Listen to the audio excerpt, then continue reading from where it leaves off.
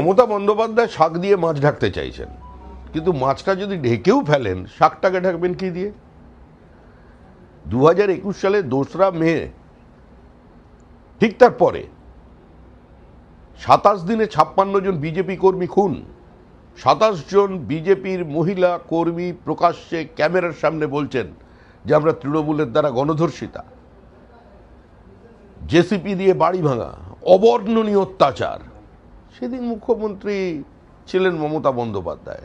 কোথায় ছিল কোর্ট? কারণ তখন পশ্চিমবঙ্গে শাসকের আইন ছিল, আর আজকে আইনের শাসন প্রতিষ্ঠা হয়েছে, রীতি নয়। রাজ্যের প্রাক্তন মুখ্যমন্ত্রী, একজন মহিলা মুখ্যমন্ত্রী, তাকে দেখলে মানুষ রাস্তায় চোর চোর বলে স্লোগান দেবে। এই কাজ বিজেপি করে না, এই পরিস্থিতিও বিজেপি তৈরি করেনি। এই পরিস্থিতি যদি তৈরি হয়ে থাকে তার জন্য দায়ী তৃণমূল কংগ্রেস। কৃতকর্মের ফল তো সবসময় পিছু ছাড়ে না। তবে এ ধরনের ঘটনা যাতে না হয়, সুস্থ স্বাভাবিক সমাজ সেটাই চায়।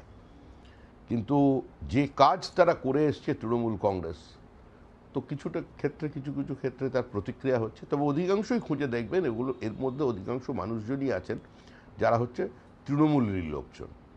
এই হ্যাপস আর হ্যাপস নটদের লড়াই। তৃণমূলের সময় যারা পেয়েছে তাদের বিরুদ্ধে যারা পায়নি তারা মুখ খুলছে। আজকে মমতা বন্দ্যোপাধ্যায় যখন কোর্টে যাচ্ছেন, তখন পরাজিত তৃণমূল প্রার্থী এবং এদের মধ্যে অনেকে আইনজীবী রয়েছেন, তারা মমতা বন্দ্যোপাধ্যায়ের সঙ্গে